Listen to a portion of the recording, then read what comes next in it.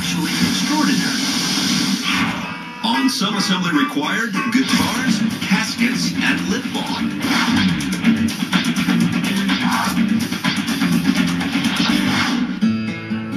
One of the first solid-body electric guitars was invented by jazz musician Les Paul in 1941. Now, in the early 50s, he joined forces with Gibson. And these days, worldwide, this guitar is pretty much the standard for novices and professional players. When Les Paul, the legendary jazz guitarist, helped Gibson launch this masterpiece in 1952, right away, the signature sound and design of the Les Paul model made it the choice for guitar gods throughout rock and roll. The Gibson Guitar Factory in Nashville is where craftsmanship and science make beautiful music together. Hundreds of guitars leave here every day. The factory here in Tennessee is literally heaven for guitars. How do vibrating guitar strings generate electricity? We start with wood, 5 kinds of it. That's what it takes to produce the trademark Les Paul sound. You know, the shop here at Gibson is a working wood shop.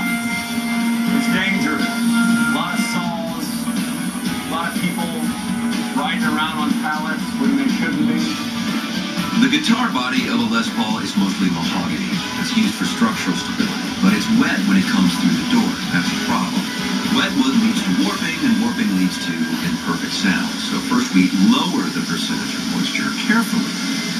We don't want the wood to turn and to curl and all that kind of stuff. We want it dry so that it's always going to be straight.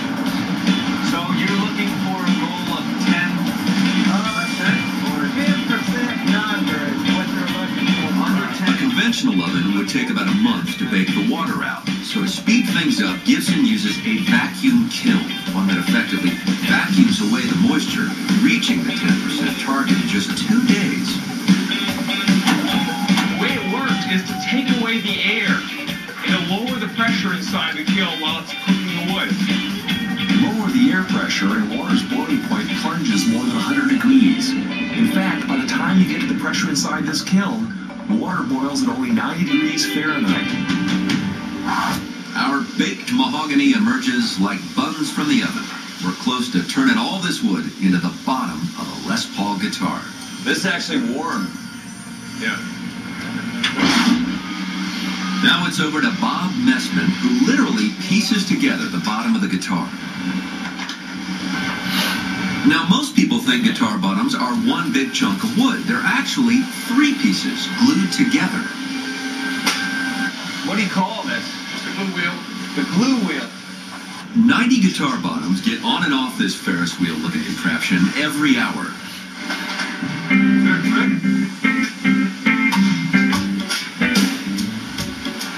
My first body. The glue is dry in just a couple of hours, and then it's into the router. Computers tell the router where to carve out spaces in the guitar body. Now, in these cavities, Gibson will install hardware down the line. This is a deafening, dusty process. Then these guitar bottoms, the backs, finally get tops, which become the fronts of the guitars. Now, the tops are made of maple. It's a beautiful wood.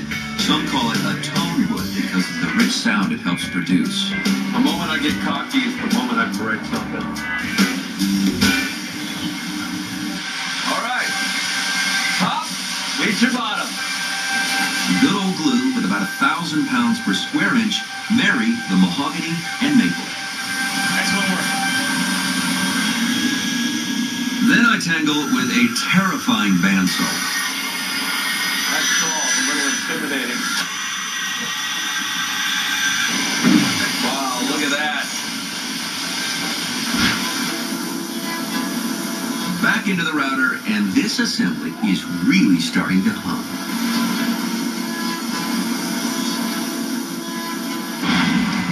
Of course, we still need to cut the neck of the guitar. Now, we've got to add more wood to one end of the neck to make it wide enough to hold the keys. This is the neck of the guitar. Yeah, right. But at the end, of course, the end of every Gibson neck is wider. Yeah. With, what do you call those? The Weed blocks. You put weed blocks on them. You're right. So right now, it's just basically a piece of wood. The wing blocks go in the clamp, the neck is glued. All right, it's cooking. Like this. Same microwave oven you'd have at home. George, there's radiation coming out of here, and we don't want to fry your privates, George. And in just seconds, our necks get their wings. The initial woodwork is done, and with that we created the bones of the most famous guitar in the world. Now, our neck needs some metal.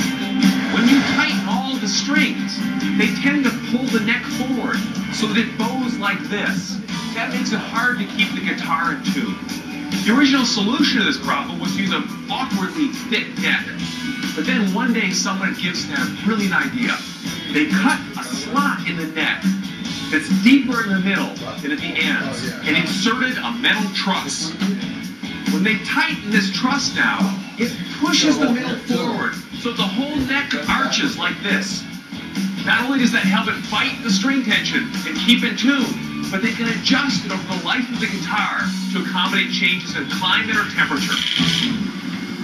With their truss rods in place, the necks move down the line to meet up with a critical part of the guitar, the frets. These are the frets. This is one continuous fret, but essentially each piece will be a fret on a guitar neck.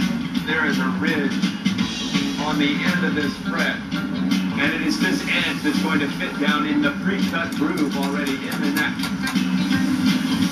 It takes a while to catch on. Every fret is installed by hand at Gibson. It's careful, expert work. It's just one example of the passion they pour into these guitars. Gibson hasn't found a machine that has a soft enough touch or works as fast or can exact the high quality needed at this critical assembly. That's a great looking board. Did I? All right. There are two reasons for having frets. One of them is to lift the string off the fingerboard so it can vibrate more clearly. The other is to end the string at a very specific location to give it a sharply defined pitch. When you say to give it a sharply defined pitch, you mean to give it a note? Yeah. They are put in there at very specific locations to create the Western scale. And each one of these is a note on the Western scale. But you got to get the fret height right. If the fret's too tall, the string will hit it as it vibrates. The fretboard is glued to the neck, and together with my friend Tyler Parsons, we fit the neck to the body of the guitar, again, by hand. Now, this is a true marriage right here. This is where the neck meets the body. Is that right, Tyler? That's right. It's like the space shuttle docking with the space station.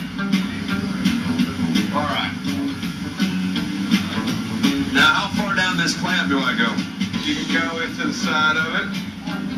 Usually go right into the side. On the side. Okay. Yeah, then just twist it around to the right side right here. The neck is actually too big to fit the guitar. I suppose they could make it so it would just slip in there nicely, but they want to make sure that it doesn't fit. So that has to be done by hand, like everything else here at Gibson. Throw some glue on that bad boy. All right. Make sure it's on all surfaces. All surfaces. Now, Make sure to put a little pressure pushing towards the back of the guitar when you're pulling down on it too. So, kind of pull. There it is, right there, man. right on here. Right on there, man. When we come back, it's time to electrify our Les Paul Classic.